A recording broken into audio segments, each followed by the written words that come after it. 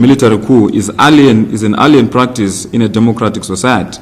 And as a result, it also resulted in the killings of people in August last year. We had 5 deaths, and so far we have at least 12 deaths that have been confirmed. We fear that if the situation in Zimbabwe remains unchecked, there are greater chances of an escalation of social unrest and instability in Zimbabwe and a regional humanitarian crisis. We therefore seek to highlight the following. There is a perpetual economic meltdown that is resulting from the current political crisis, which has resulted in high levels of inflation and an increase in domestic debt, which has compromised the government's capacity for the provision of social services and social protection of ordinary citizens. The unrest within the civil service has also impacted negatively on ordinary citizens and has the potential of fueling more conflict in Zimbabwe. The military involvement in civilian processes, as you know, that the events of August 1, 2018 and 14 to 16 January, in which the military shot at 12 unarmed civilians in the full glare of both regional and international media, is evidence of the above. The Mohlante Commission is also put the blame on the military for the shootings of August 1. And also we have had the media in Zimbabwe, specifically the state-controlled media, which has continued perpetuating divisions in society and brazenly attacking civil society leaders, political parties, and anyone with divergent views as plotting to subvert Zimbabwe's constitutional democracy. As I am speaking now, there are dozens, if not hundreds, of activists who have fled Zimbabwe because of persecution. The way forward. Based on the above background, which should be understood in the context of the ongoing political and economic crisis bedeviling Zimbabwe, it is our conviction that the following is necessary for creating an environment that will allow for honest dialogue. 1. We demand the immediate release of political prisoners who are facing trumped-up charges and cases allowed to be conducted in line with the law to afford accused persons the right for fair trials, and Zimbabwe must immediately return to the rule of law. 2. We demand the immediate removal of the military from conducting policing duties and immediate halt of the state-sponsored violence on citizens. 3. We demand that the state media desist from fueling human rights abuses and further polarizing our society, and Zimbabwe must immediately return to peaceful environment that allows for honest and genuine dialogue. And in dealing with the national crisis, we also propose the following interventions. Number 1, that the human rights violations stop with and soldiers return to barracks, demilitarization of civilian processes, and the restoration of normalcy by focusing on key political processes, economic and social reforms, political legitimacy, justice and accountability for human rights abuses, and the release of all political prisoners. We also urge the regional bodies, specifically SADC and the African Union, to support and guarantee an internal and inclusive stakeholders dialogue in Zimbabwe. It is our conviction that the dialogue process must be genuine, inclusive, with participation of all stakeholders and a national visioning process that is civil society, government, political parties, business, religious groups, and labor unions, among other critical stakeholders on board. We warn against a reductionist approach on the crisis in Zimbabwe. The national crisis goes beyond dialogue on the economy. Our view of a national dialogue process is also predicated on the following. 1, the creation of a shared national vision that will advance the re-establishment of the social contract between the governed and those that govern. As civil society, our national vision is aptly captured in the Zimbabwe People's Charter that was signed in 2008. Development adoption of a common national reforms roadmap that will address key steps and there's timelines on political and economic and social governance reforms. Such reforms, in our view, should include, but not limited to, constitutional strengthening and improvements to broaden democratic space and practice electoral reforms, and an urgent program on demilitarizing civilian political processes. A dialogue process that seeks to realize national values and principles enshrined in our Constitution and strongly tied to a national nation-building process. The SADC and the African Union promote and support efforts at arresting the economic meltdown in Zimbabwe based on a clear reform roadmap, and encourage Zimbabwe to adopt and implement pro-poor and inclusive economic policies. The government of Zimbabwe must also eliminate high levels of corruption by ending parochial elite economic accumulation. Therefore, efforts at economic transformation, stabilization, and growth should be aimed at achieving inclusive, sustainable economic growth and development. We also demand that the Zimbabwe must immediately operationalize a comprehensive program on national healing, reconciliation, and nation building that will depolarize our society and entrench respect for diversity, inclusion, and tolerance in all facets of life. Ladies and gentlemen, thank you for listening. But I must also add that we want to express our gratitude to the solidarity that we've been getting from partners here in South Africa, specifically the Congress of South African Trade Union, COSATU, the Zimbabwe Solidarity Forum, the churches, and many other groupings that are concerned about the situation that is in our country. We implore you and we urge you to continue that solidarity, because the issues that are happening in Zimbabwe are not in isolation, and therefore we need to address the situation in Zimbabwe before it escalates into a regional crisis. I'll hand over to Dewa Mavinga to add.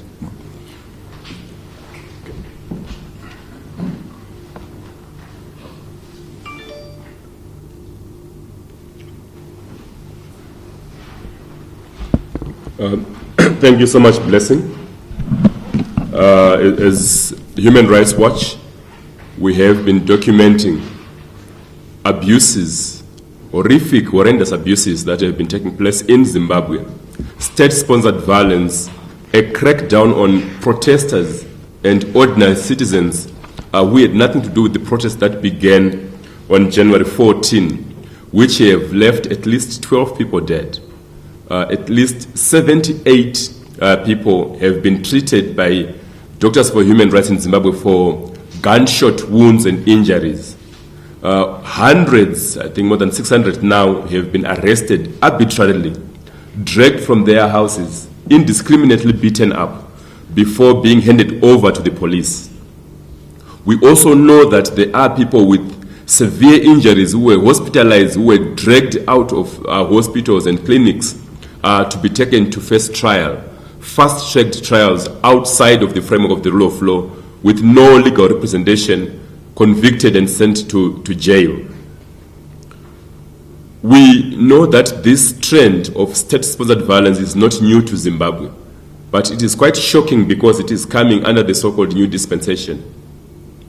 We also are aware that there hasn't been any accountability and justice. The soldiers in uniform armed with AK-47 rifles have not been held accountable, and this is a huge concern for human rights groups, including Human Rights Watch. We are also equally concerned that the South African President Cyril Ramaphosa appears to have missed the point. He has not condemned the violence in Zimbabwe and pressed on the Zimbabwean authorities to stop these abuses and to ensure that there is accountability. The talk of a bailout package from South Africa cannot be a talk outside the framework of the political crisis unfolding. South Africa needs to show leadership and to insist that Zimbabwe respects the rights of its people in terms of stopping abuses and interference with the internet and social media. The current environment is clearly not conducive for the holding of a national dialogue. The crackdown continues. A few days back, around 10 p.m. up to midnight, I was having a marathon of calls with the family of the Crisis in Zimbabwe Coalition chairperson, Rashid Mahia, because soldiers and the police had stormed the house of his parents in Chitungwiza Unity K and dragged out his mother and demanded at gunpoint that she identifies where her son is. And they then took her to each and every known place where her children live around Harare. We coordinated a response, asked lawyers to respond. Lawyers were dispatched, but the soldiers refused to allow legal representation. One of Rashid Mahia's brothers was severely beaten up with a demand that he should disclose the whereabouts of Rashid Mahia. This is the environment in which President Mnangagwa is now saying he is opening up for national dialogue with civil society leaders. When many of them have been arrested, others are in hiding, and many have been injured as well. The crackdown is now focused on political leaders from the opposition, the MDC alliance, but also we know that targets include the former ZANU-PF faction of the G40 or the NPF. Just as I was driving here, I got a message that in Bindura, Mafios Dixon from the NPF has been arrested on charges of violence. So the crackdown is widespread and is continuing, even as Mnangagwa is talking about dialogue. So there are serious questions about whether or not he is sincere, genuine, and committed to national dialogue. The major challenge in Zimbabwe is the militarization of governance issues. The elephant in the room is the military. They are involved, instigating and at the forefront of the ongoing abuses with impunity because there is no accountability. So without addressing the issues of militarization, it would not be possible to have a proper solution to the crisis in Zimbabwe. We know that there are in Zimbabwe acute shortages of fuel, of basic foodstuffs, and in fact, it was actually a hike in prices that triggered the protests. But also, the truth is in acute shortage in Zimbabwe. Justice is in shortage and short supply. The rule of law has been abandoned. We have said to President Mnangagwa, who is calling for accountability for the military, that talk is cheap. There is need for action to demonstrate sincerity and commitment to accountability. We are saying over the last few years, last few months, Mnangagwa has been promising change and a new dispensation. But the events of the last few days have destroyed all the goodwill that was there in terms of international re-engagement and revival of the economy. What now needs to happen is for Zimbabwe to return to the rule of law, respect for human rights, and accountability. And a key way to do that is to ensure that soldiers responsible for these horrific and horrendous abuses are arrested and brought to book. Thank you. Thank you, Dewa. I would also like to my youth chairperson to add a few remarks, as he was in Zimbabwe when these events were happening. Thank you, Blessing and Dewa. I think for me as a young person, really, and as having experienced the violations and as being one of the people being accused by the state media and government authorities of being spearheading the so-called violent protests and being the key architects within Crisis in Zimbabwe coalition of wanting, as they say, to bring down Mnangagwa's administration. I think the key point at this moment is that South Africa should realize that it has a role to play, especially President Ramaphosa. Given that South Africa is well knowledgeable of these facts, given their history with apartheid, that a state can turn rogue and turn against its citizens, accuse them of crimes that they could not have committed. And apparently in Zimbabwe, to show how grave the situation is, if we had convened such a press conference in Zimbabwe to read the statement that we are reading here, it could be considered subversion of a constitutionally elected government, and it would put us on a trial where we could get 20 years. That's how bad it is. That you cannot say this statement, you simply say the government is condemning this. And our point is not just we in the civic society, in the crisis coalition, who are demanding these things, but the Human Rights Commission in Zimbabwe undertook an investigation into the events that happened and has established that the military was deployed and harassed people and tortured people and raped people in the manner in which we are saying it as civic society. So this is not just about us as a civic society, but are the things that we've witnessed. My own place was raided, my landlord was brutally beaten, and other tenants at where I stay when they were looking for me and they could not locate me. They've harassed my mother, she's a teacher in one of the rural schools in Zimbabwe, and she was harassed when they were asking where exactly I am. And the state media has been carrying reports that we are subverting the government. But in essence, what we're asking the government to do is to respect the rights which are enshrined in the Constitution of Zimbabwe. We're saying that the soldiers have no role in our politics, and one of the things that we're demanding is to say that they must uphold what the Zimbabwe Human Rights Commission has said, that the soldiers killed people and they should be investigated. And for President Mnangagwa to then say he wants dialogue with civil society leaders when he has rendered us persona non grata in our own country, and we have to run away in fear of abduction and torture and arrest to be taken through a judiciary system that is clearly compromised and cannot guarantee justice. That is certainly too cheap a talk, and we believe that as young people, we don't deserve this. We deserve better from our country. And we hope that South Africa should be able to look into those issues and bring them to the fore as they are talking about the issue of re-engagement and the economic package for Zimbabwe. Thank you. Okay, thank you, Pride. I'm sure there are a lot of questions from the floor, and we'll take a round. And my colleagues here will help in answering those questions.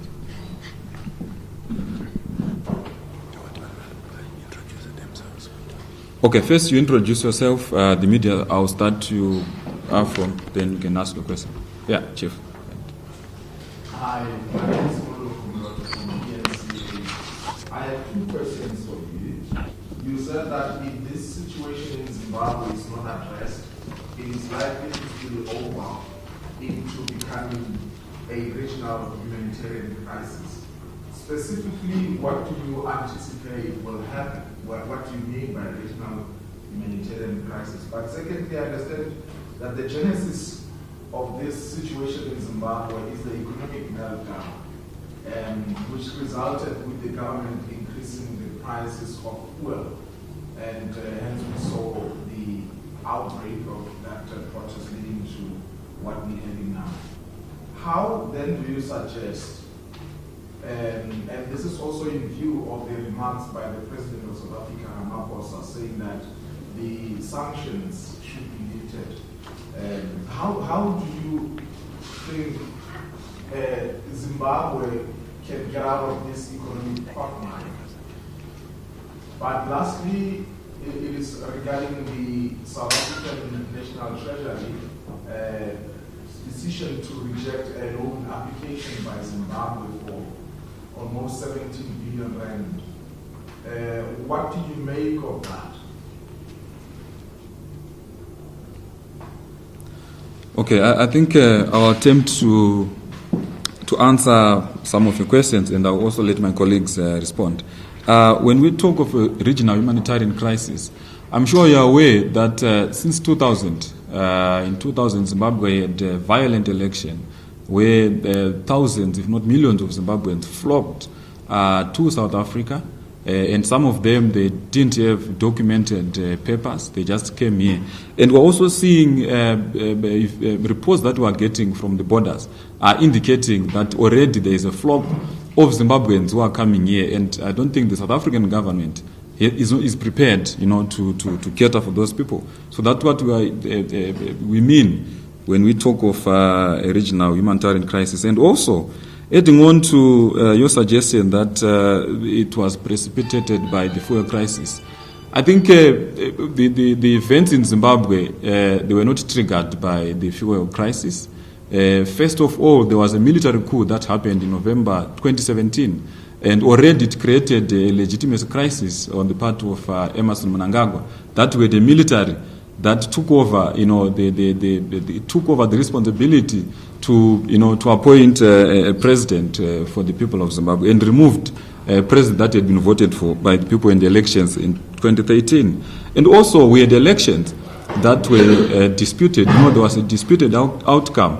And as of now, Zimbabwe has not undergone certain reforms, electoral reforms, that also were noted by SADC. The SADC report on elections also noted that there were some deficiencies where the Zimbabwe Electoral Commission had not fulfilled for the conduct of a free and fair election. On the other question on sanctions, I will let my colleague here respond. Thank you, Blessing, and thanks for your question. There are no economic sanctions against the Zimbabwean government. What is in place are targeted sanctions against individuals responsible for human rights abuses and violations of democratic principles. So it is inaccurate to say that those targeted sanctions are responsible for the economic collapse. What we know is that at the core of the economic crisis in Zimbabwe is the country's US $17 billion foreign and domestic debt. Zimbabwe has not been paying its debt. It defaulted in the late 90s to the IMF and the World Bank, and they discontinued fresh loans, and that is the problem. In terms of the trigger around fuel price increases, we know that the real challenge is the currency crisis. Zimbabwe is dependent on the US dollar, which is in short supply. There is a fiction in Zimbabwe that the local quasi-currency that is called the bond note is equivalent 1:1 to the US dollar. And it is that fiction that has created shortages, because that bond note cannot buy petrol and diesel in South Africa.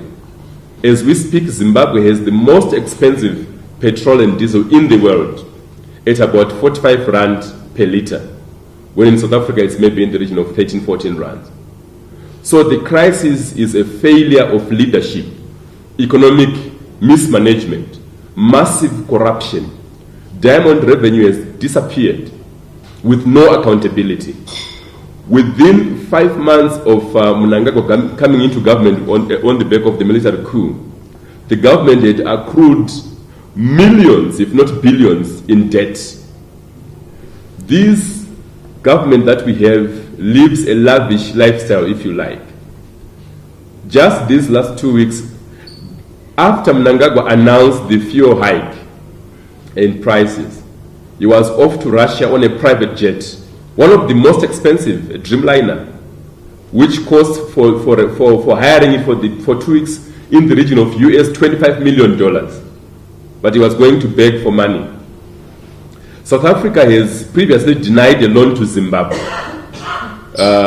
in the region of, let's say, 16 billion rands. But we also know that South Africa has previously given loans at the Reserve Bank, at least to Zimbabwe, and those loans have not been paid. But what is important is to look at the bailout package in the context of a comprehensive approach that looks at the crisis in Zimbabwe. What investor in their right mind would want to invest in a country like Zimbabwe, which is burning, where soldiers armed and uniformed with AK-47 rifles are shooting people on the streets in broad daylight, where if you look at the business of doing business, the mobile money now, you shut down internet for over 2 days, 3 days. How do you do business? Everything comes to a halt. You can't send emails, you can't send messages, you can't pay, you can't do all these transactions. So the borders, the revenue collection is just disabled for 3 days, how much money is lost in terms of government revenue in those 3 days? But it is for political expediency. So the challenge that we have in Zimbabwe is a failure of leadership and militarization of governance issues. And therefore, to unlock that, South Africa should not just throw money at Zimbabwe. There must be clear conditions that must be met, including accountability for how that money is used, including commitment to rooting out corruption and lavish unnecessary expenses and expenditures. There is need for the government of Zimbabwe to become serious about management of resources. It is not that Zimbabwe is poor. It is simply that the resources are poorly managed. So it will not be a solution to give money in the hope that that's a solution without addressing the fundamentals. The goodwill that Mnangagwa had has been destroyed because of the crackdown by the military that is ongoing now. So to talk of national dialogue, there is no sincerity. The conditions are not right. People have been imprisoned. Key players in the labor movement, the Secretary General of the ZCTU, the Congress of Trade Unions, is in prison, facing charges where he could be imprisoned for 20 years, seeking to subvert a constitutional government. And these are trumped up political charges. So what we are saying is that South Africa must have a proper briefing of the real challenges in Zimbabwe before it goes on to support. And the package should not just be looking at economic aspects, but the broad political, socio-economic, human rights and governance framework. Thank you. Okay, right. Yeah, I think briefly, part of what we are referring to when we talk about the regional humanitarian crisis that is impending is also to then say that any bailout that South Africa can give to Zimbabwe should be predicated on, as Dewa has rightly pointed out, on the respect for human rights. But also believe that it is key, before we even talk of this, to have an independent inquiry into what has happened. And as such, as crisis have proposed that the African Commission on Human People's Rights, working with the UN Rapporteur on Human Rights, can actually come into Zimbabwe and embark on an independent investigation, fact-finding mission to say what has actually happened in Zimbabwe, so that we have an independent view that has an African component to it, but also an international component to it. Because that is the only way we can then begin to understand where the real crisis is in Zimbabwe. And for Zimbabwe, this is not new. Some of you would remember that in 2005, the Zimbabwean government went in a rampage called Operation Mrambatsvina Restore Order, where they destroyed people's houses. Hundreds and thousands of houses were destroyed in urban areas, mainly, and peri-urban areas. And the government said no one has been affected. In fact, this was just a few slums that were clearing up. But when a UN rapporteur was appointed, she uncovered, that was Anna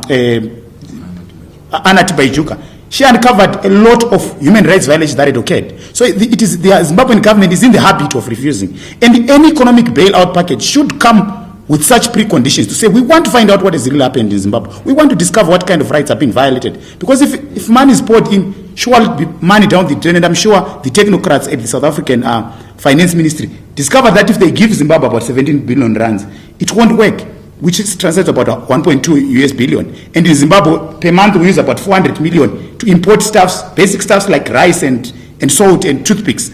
So 400 million is used every month. So if you divide it into 1.2 US billion, it won't last us for 3 months, considering that none of it is stolen. It will simply have been salted away from the economy because of this huge import deficit. So to give Zimbabwe 1.2 billion is not a solution. Any kind of bailout must come with conditions that ensure that Zimbabwe begins to function like any proper country, which I'm sure South Africans and the South African political parties and politicians would not love to live in a country like Zimbabwe. They would not love, no one would love to be in such a country where for being in an opposition or in civil society you can be raided and shot at. For being a journalist you can be arrested and disappear, be abducted and disappear like what the Itai Dzamara did in 2015. So all these things need to be accounted for. And I think any bailout package from South Africa should look into those issues and address them before it is given. Just to say, I didn't already. Just 3 questions for me. The first question is, you talk about the military that has taken over the policy role, and we hear about these midnight raids. Can you just give us a little bit of detail? How are they taking place? Are they taking place from house to house? Are they targeting only civil society leaders? And just the general atmosphere for the population there. How are they receiving this? And my second question is the courts that you seem to think they've just turned themselves into kangaroo courts, doing these fast-tracking trials.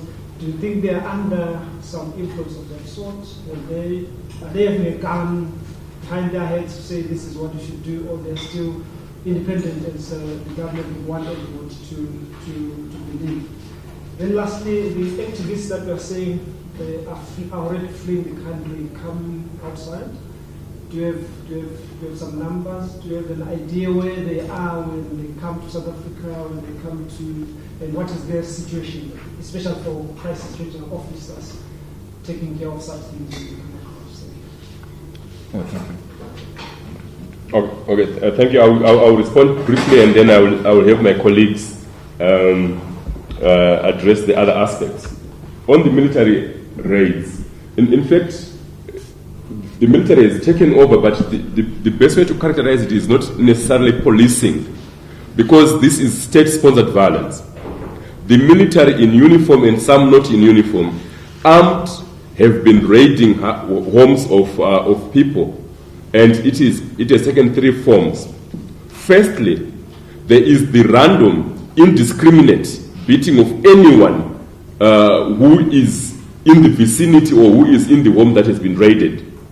Okay? And sometimes following those beatings, the people are then handed over to the police. We have cases that have taken that pattern. The second is the targeted raids on the homes of non-activists in civil society and in politics. And this includes attacks on the family of Pride Mukono, of Epimo Chidziva, and also Rashid Mahia, when they took his mother for most of the night, then returned her home afterwards, when they had beaten up, the soldiers had beaten up his brother, Pastor Doug Mahia.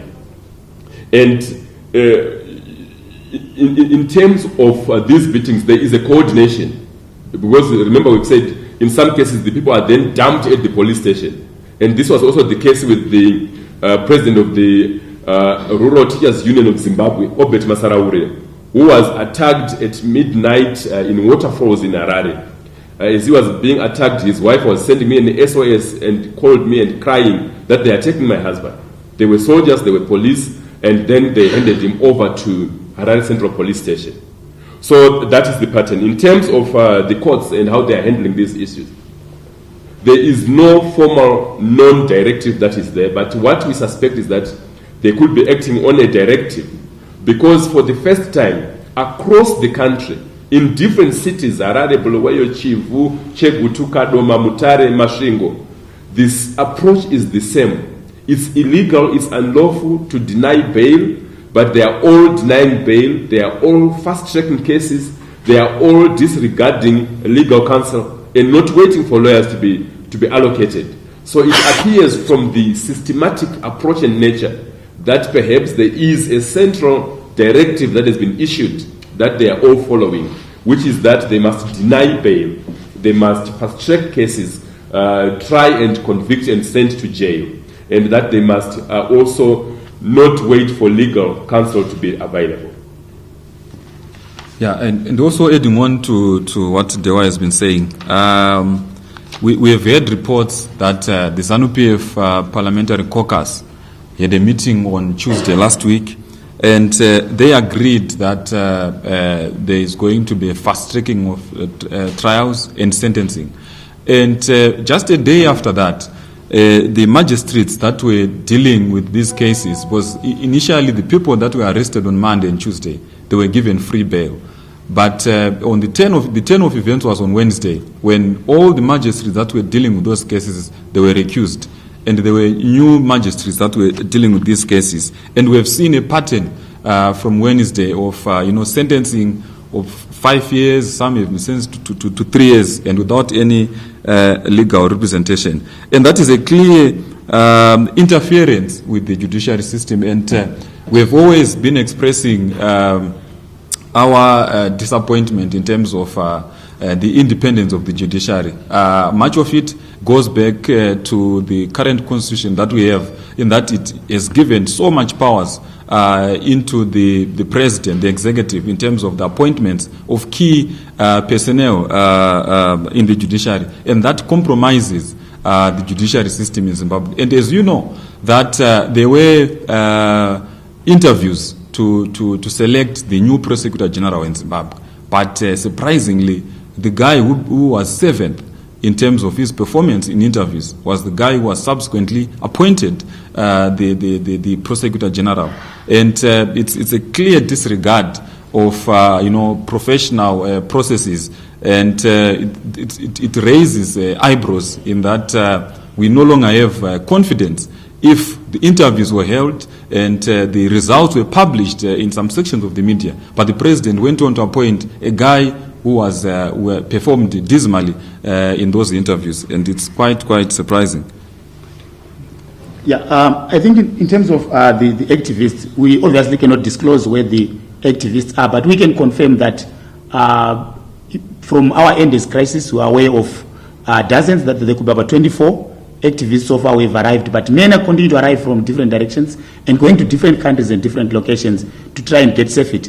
And I think for us, I'm one of them, of the people who have deliberately took a choice to be safe than to be sorry, because of the nature that the government has taken. If it was that I could get justice in Zimbabwe, because I have nothing to run away from if I'm presented before an impartial court to explain my case, that does sitting in a meeting constitute subversion? Certainly no, it doesn't. Does saying a statement like this constitute subversion? No, it doesn't. But the trend that we've seen is that they will abduct you, they will torture you, they will possibly even kill you, and you will not even live to tell the story. So the reality of the matter is that this has to be addressed, and we hope that SADC and the South African government, especially the South African government, should be able to rein in on their counterparts across the Limpopo, to say that the rule of law is supreme. You cannot have courts where a magistrate simply sit there and say, while an accused person is bleeding, fresh wounds are visible on them, they are clearly in distress, and say, we're commencing trial and you represent yourself, and 2 hours later that person is sentenced to 5 years. What kind of justice is that? That is the nature of how grave the situation is. A person taken from a hospital bed in bandages, bleeding, is sentenced to 5 years in prison. That certainly cannot be justice, and shows how compromised the judiciary has become. Okay. 1, 2, 3. Yeah.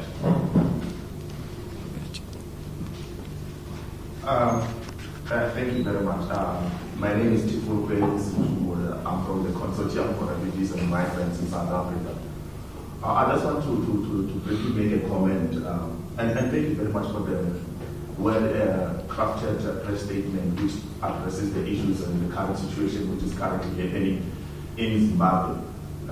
And as the Consortium for Refugees and Migrants in South Africa, we are deeply concerned and we are very much worried about the brutal human rights violation which is currently taking place in Zimbabwe, which is our neighboring country. And this human rights and gross brutality which is currently happening in Zimbabwe can possibly lead to people fleeing Zimbabwe, coming to other countries. And of course, South Africa becomes one of the alternative destinations, because people will be fearing for their lives and they will be seeking for protection, because in Zim, they are feeling that the area of justice is not protecting them, because if once the military, they are on the ground, which means justice is not being served, and the gross human rights violation will definitely take place.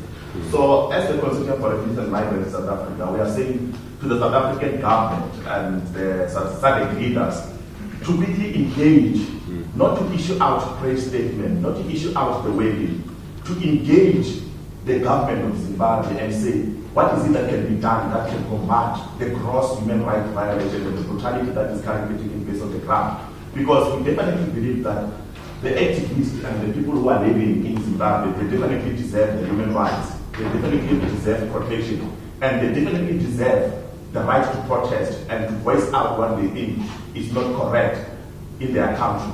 So if the SADC leaders and the South African government continues to ignore what is currently happening in Zimbabwe, South Africa, of course, as the neighboring country, becomes the destination for the refugees and asylum seekers, because people will be fearing for their lives, and the persecution that are currently taking place in Zimbabwe. And is the South African government ready to accommodate the fleeing people who are running away, fearing for their life, back in their home country, which is Zimbabwe, coming to South Africa. If then they are not ready, because currently, as I can tell you that our asylum seeker system, which is currently administered by the Department of Home Affairs, is not into places. It's not even accommodating the current asylum seekers. There are quite a number of gaps and the current number of corruption which is currently happening. So if they leave this situation which is taking place in Zimbabwe open, definitely if people's lives are in danger, people become asylum seekers and becomes refugees by mere of leaving their own country to seek protection elsewhere. And of course, I will say this again, South Africa becomes one of the destinations. And there is this belief that South Africa is the only country that accommodates refugees and asylum seekers, which is not correct and which is not true. Approximately all the countries in the SADC, they do host refugees and asylum seekers. So we are pleading to the President Ramaphosa and we are pleading to the SADC chair, which is the Namibia as a country, and we are pleading to the AU to say, can you possibly intervene to this situation, because we don't want to see more Zimbabweans, more Zimbabwean population, more activists, ordinary citizens from Zimbabwe becoming refugees by the situation which can be combated. Thank you. Thank you. Oh, thank you.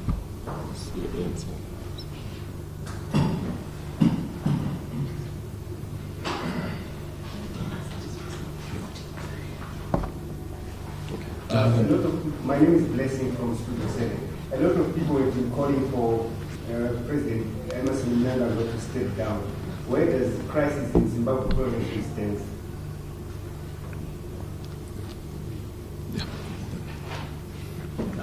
My name is Michael Nyamale. I'm from the Regional Office, Jesuit Refugee Service. I have two questions.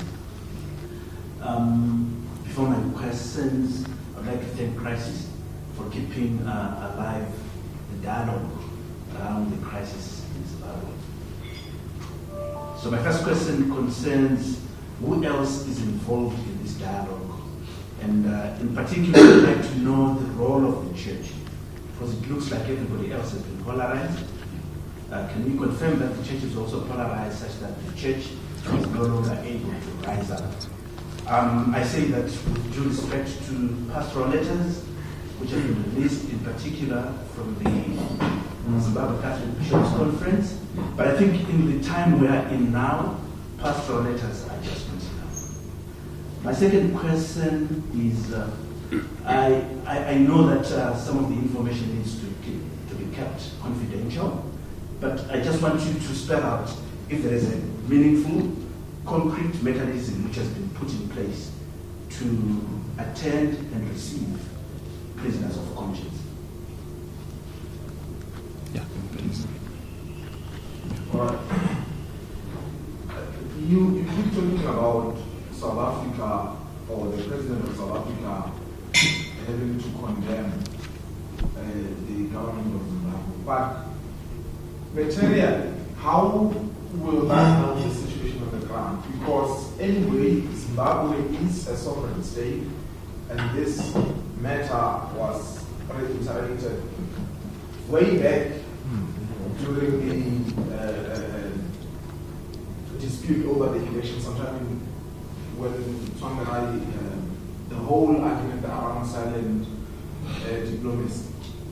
The question specifically is, what exactly do you hope the condemnation of the Zimbabwean government by South Africa, which, as we heard, the Minister of Finance doesn't want to adopt the big brother type of posture on Zimbabwe? How will that help?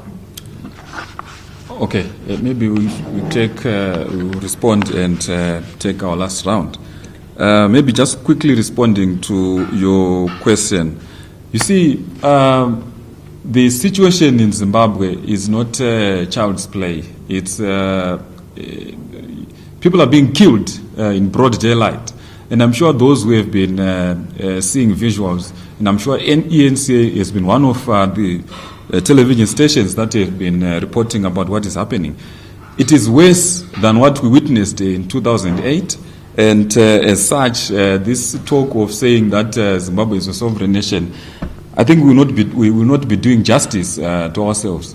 Last year in October, we sent a delegation. I was part of a delegation that made the SADC chairperson on the 30th of October, and we highlighted to him that if SADC does not act urgently on the situation that was in Zimbabwe, it had the potential of, triggering a civil unrest. And this is what we are witnessing now. But also, we know that during the time of President Mbeki, when he was currently the president of South Africa, he acted decisively, pushing organs of SADC to make sure that at least there was dialogue. And that dialogue led to Zimbabwe having a government of national unity. And it also resulted in some sort of stability in our economy. So South Africa has a big role to play. This is why we keep pressing. And also, these calls have also been reiterated by the EFF leader yesterday, who was quite clear on what South Africa's role can be in as far as handling the situation in Zimbabwe is concerned. Thank you. I think on the issue of dialogue and the church, I think the church remains a critical player in Zimbabwe, and definitely there is more that the church can do.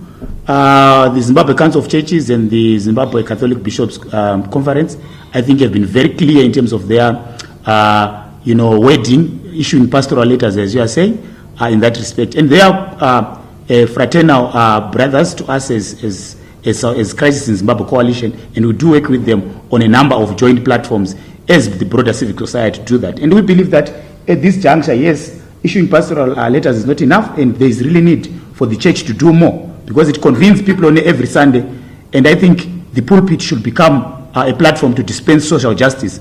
They need to use their influence as religious leaders, as the moral compass of the country, to really rein in on the madness we are witnessing, and I think they really play a crucial center in the dialogue in Zimbabwe. And also, critically, another player that must be brought to the table is the military. We believe that the military is acting like a political party. It is no longer an institution of government. The difference is that its activists do not organize flyers and go door to door asking, selling their campaign manifestos. They are going door to door, beating up people, raping them, and robbing them. So we believe that the military should be brought in, because ZANU-PF on its own cannot speak on behalf of the military. We have seen that the military has its own influence that it is exerting over ZANU-PF. And we believe we need that military on the table so that we are very clear that it should retreat from civilian life. Yeah, thanks. Just to reiterate the question on Zimbabwe's sovereignty, being a sovereign state. Sovereignty does not extend to human rights abuses that are gross. There is an agreement that Zimbabwe, South Africa, and others have signed up to, that human rights are universal values. And where those are abused, all states have a responsibility to protect. And therefore, just to clarify that, sovereignty does not extend to crimes against humanity, to these gross abuses that we are experiencing in Zimbabwe. But also, what we are saying is that when Zimbabwe approaches South Africa for a bailout package, then South Africa must look at all the necessary factors to get Zimbabwe working. And this necessarily includes the pillars of governance and human rights respect. It is irresponsible of South Africa, if it does that, to ignore human rights abuses and bad governance and just treat the case of Zimbabwe as if it was a case of borrowing 200 rands. It is not. In terms of prisoners of conscience support, there is need for that. There are groups coordinating, but absolutely this wave of abuses has been sudden and extreme, and therefore people are still trying to respond. A number of activists do not know where to go because many fled in different directions and are in great need of assistance. That's what I can say. Blessing, I'm unable to comment on calls for the president to step down, but what I'm saying is that the government of Zimbabwe has a responsibility. It has got domestic and international legal obligations to respect human rights, to respect the rule of law. And when that does not happen, the international community must push back and press for the necessary reforms to happen. Well, I don't want to be misquoted saying that I was calling for the removal of the president. But what I can say is that I think over the years, the problem that we faced in Zimbabwe was to concentrate on personalities instead of addressing the fundamental issues that have been, affecting our country. That's why the chorus has been Mugabe must go from 2000. But what we've witnessed, Mugabe is gone. But yes, the systems of governance changed. We've realized that they didn't change. In fact, what happened was that the military is now deeply entrenched in the governance of the country, and now citizens are not free, to elect a government of their choice. Yes, Mnangagwa can step down today to say, I failed, but yes, the systems of governance changed. We're talking about electoral reforms earlier. We're talking about media reforms. We're talking about security sector reforms, where we have serving members of the military forces who are actively involved, in the day-to-day running of ZANU-PF affairs. So that presents us with an opportunity to say, what do we want as Zimbabweans? We are just not saying Mnangagwa must step down. That's not what we are calling for. But we are calling for the restoration of political legitimacy in our country, where citizens are allowed to elect a president of their choice, where citizens also participate in the reforms that are happening in Zimbabwe. Right now, we have a new constitution. We have a new constitution, but that is failing to work because we have laws that are yet to be aligned with that new constitution. And it's a deliberate ploy and attempt by the present government to delay that alignment of the laws to the new constitution. Because some of the laws are, obnoxious laws that were there during the time of Ian Smith, laws that were being used to suppress the black people of that time. Yeah, maybe just final, then we close. 1 and 2. Yeah, last 3. First, I want to know, other than the tweet that was reportedly from President Mnangagwa, do you have any other indications that he indeed did that? Because apparently his spokesperson, George Charama, has refuted that. He says people should not believe everything that comes out of that tweet. Which means there is not, because he said there is dialogue already in Parliament and other such institutions. And then also the government is trying to blame, is trying to cover up for let me say, to justify the state heavy-handedness on the acts of wanton looting and the assault that happened before the cops and the soldiers responded. So, as civil society, have you tried to maybe quantify the value that was lost during the looting and assault? Have you tried to find out how much was lost and what is it that you say as a civil society about such acts? And also, what does it say the use of soldiers where for policing duties? Because in the past, we used to have police being the ones that are doing all these things like beating up people, arresting them. But now we have a situation where people are shot on the streets when they are protesting, and it's soldiers that are being used. What does it say about the Zimbabwe human rights situation going forward, or maybe from the days of Robert Mugabe to the days of Emerson Mnangagwa now? And also there are suspicions that some of the people that have been used to beef up the soldiers are actually ZANU-PF supporters. The militia that have been taken to the camps and then given state uniforms, army uniforms to go around beating up people. Okay, there was another one. Yeah, I'm Pastor Nuna from Zimbabwe, University of South Africa. Just a quick one. Just want to say, it seems like the history is just repeating itself in Zimbabwe. And like what my brother said, that someone is being taken from hospital with dead wounds and being taken to prison. So to me, it has been happening in DRC. It's also happening in Zimbabwe several times. And for me, I'm sure we're all aware that SADC is aware of this for many years.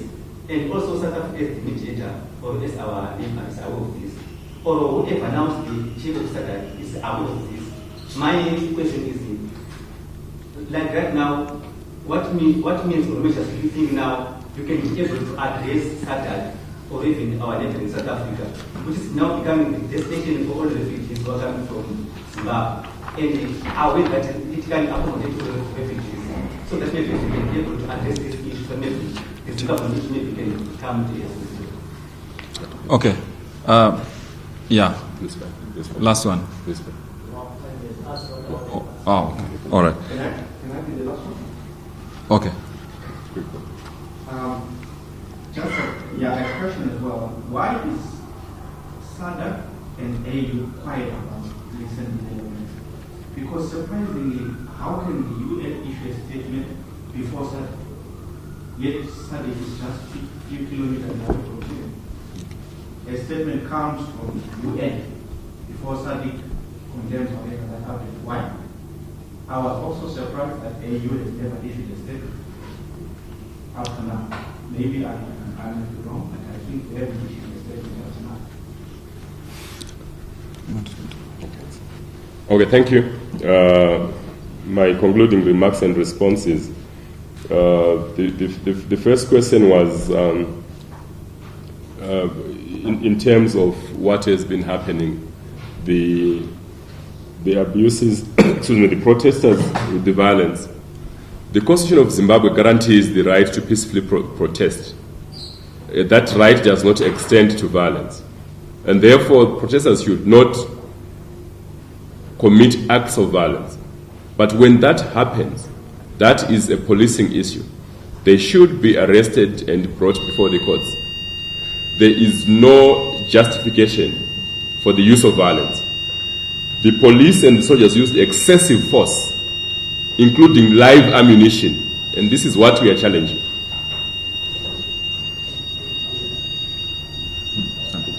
Is that... You're done. You're done? No, I thought that was a fire alarm, no? No. Okay. And finally, why is the SADC and the AU silent? I think they need to speak up and speak out urgently. Perhaps they are not fully aware of the full extent of the crisis in Zimbabwe in terms of the militarization of national politics. Even the shutting down of internet for 3 days should have been a reason enough for SADC to say, in 2019, that is not the way to go. So we are calling on SADC and the AU to be seized with the Zimbabwean case, but also it appears they might be taking a cue from South Africa. And therefore, this is why it is very important for President Ramaphosa of South Africa to be very clear about the challenges in Zimbabwe and what needs